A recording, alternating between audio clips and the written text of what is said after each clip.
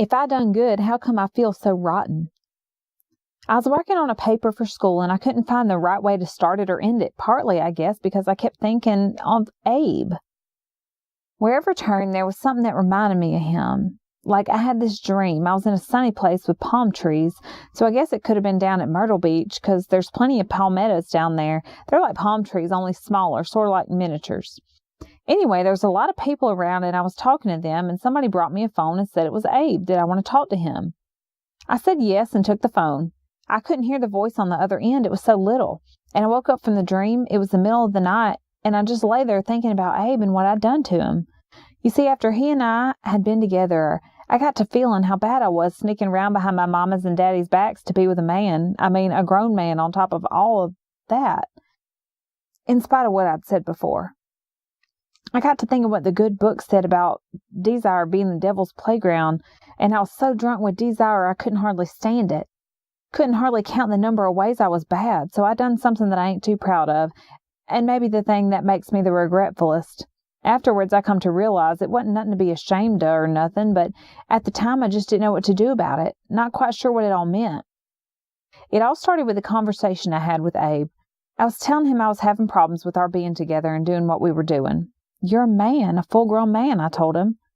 Here I am, a girl, not even out of high school, and you a grown man with a wife. That's divorcing you, sure, but still. If I didn't feel bad before, I surely do now. I don't know if I can do this. Then he did the strangest thing. He said he didn't care what we did, meaning whether we did it or not. That's not important, he said. What's important is you, and my being with you. And before I left, he took me in his arms and said, I don't talk like this to anybody. I need you. Don't leave me. Only he didn't mean don't leave him right then and there, but don't leave him. Like in a general way, forever. And I promised him I never would.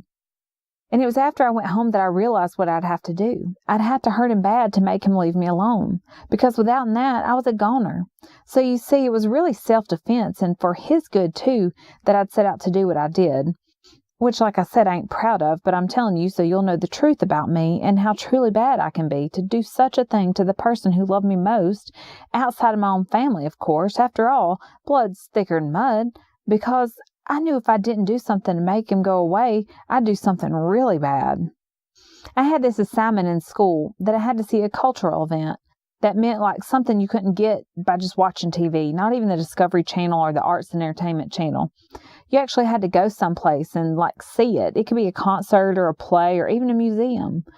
So one day when I was telling Abe about this, we'd met at the Waffle House like we usually did, and I was scarfing a plate of waffles and he was sipping a cup of coffee.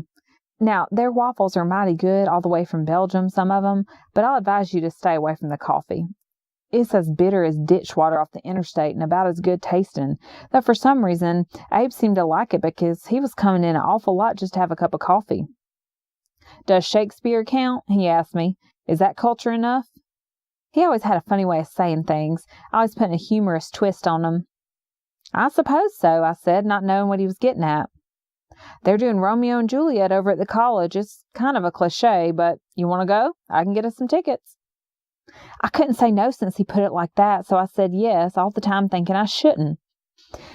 The next time he came in, he showed me the tickets that he bought. They were expensive, too expensive, I thought. I can't return these now, he said. We're on. I don't know if it was that I was feeling pressured into going with him or I was hearing my mama's and daddy's voices saying I oughtn't. The next time I met him, I asked if we were still on, if we were still going, hoping, I guess, that he'd cancel, but no luck. He said we were. By now I was getting desperate. I asked him again the next day when he said yes, and the day was coming near. I told him I'd call him just to confirm. That night I woke up in a cold sweat from a nightmare I'd been having. It was one of them dreams where you want to run away as fast as you can from something terrible, but you couldn't move, and all I remember seeing is red and black. I called him. It must have been 3 a.m. in the morning.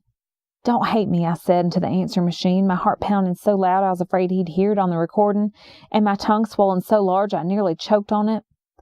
I'm working on a paper for school, and I can't get it done. I'm going to have to work all day tomorrow. Then my tongue got stuck, and I couldn't think of what else to say, so I just blurted out, Please don't hate me, and I hung up as fast as I could. I tried to tell myself that it wasn't like I was standing him up, because it wasn't even like it was a date we had, not a date. After all, it was in the middle of the day, a matinee like they have in movies, only it wasn't no bargain matinee movie they have at the mall. But as much as I should have felt good about doing the right thing because no good could come of our being together, I felt a hollow, sick feeling in my stomach, and my only comfort was the thought that I'd done both of us a favor, and that he'd be so mad at me for breaking off our going to the play together and making him spend all that money that he'd never have nothing to do with me from then on out. But it's funny about doing what you think you should. Sometimes you don't feel so good afterwards like you think you oughta.